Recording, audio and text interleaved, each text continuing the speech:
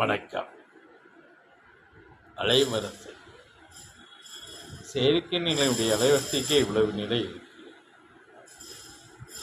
எத்தனை காட்சிகளை நாம் பார்க்கிறோம் இந்த செயற்கையினுடைய நிலையில், அலைவரிசையில் எத்தனை காட்சிகளை கண்டுபிடிக்கிறோம், எத்தனை நிகழ்வை பார்க்கிறோம், எவ்வளவு பயன்பாட்டில் இருக்கிறது.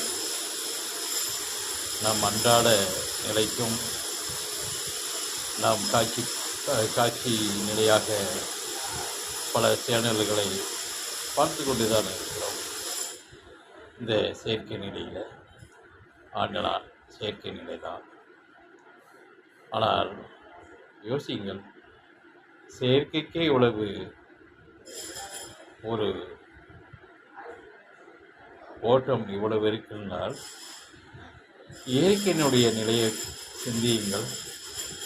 இயற்கையினுடைய நிலையை வெட்ட வழியில், பல வழியில் எவ்வளவு நாம் சேனல்களை காணலாம், எவ்வளவுடைய இயக்கத்திலே நாம் கண்டு மகிழலாம், எவ்வளவு நிலையான ஒரு இயற்கை தொடர்போடு ஒன்று இருக்கலாம். அதை யோசிக்கும் போது செயற்கையை வைத்து தான் இயற்கையை சிந்திக்க வேண்டும். ஏன்னா செயற்கையினுடைய நிலையிலேயே இவ்வளவு ஒரு பயன்பாட்டின் நிலையில் இருக்கிறதால், அந்த இயற்கை நிலையில் எவ்வளவு நம்மளுக்காக, நம் மனித உயிர் ஜீவனங்களுக்காக அனைத்துக்குமே எவ்வளவு பயன்பாட்டினான நிலையில் இந்த வெட்டவெளி நிலை பரவழிகளை பிரபஞ்சம் நம்மளுக்கு எவ்வளவு கொடுத்திருக்கிறது, எவ்வளவு வாழ்க்கையை கொடுத்திருக்கிறது.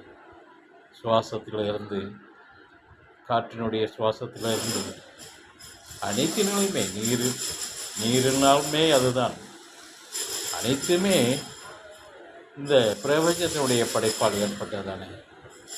நாம் இயற்கையிலேயே இவ்வளவு ஒரு புனிதத்தை காண்கிறோம், எவ்வளவு பயன்பாட்டில் இருக்கிறோம். இயற்கையும் பிரபஞ்சத்தினுடைய நிலையில் தான் இயற்கையினுடைய நிலையே இயக்கப்படுகிறது. இந்த ஆற்றலின் ஒரு முன்னோட்டம், பிரபஞ்சத்தினுடைய முன்னோட்டத்தை வைத்து தான் செயற்கை நிலையை ஒவ்வொன்றாக இயக்கப்படுகிறார்கள். அதனால் பிரபஞ்சத்தினுடைய நிலை, பரவழி நிலை, பரவச நிலை தான். இதையை நோக்குவோம், பரவழியோடு வாழ்வோம்.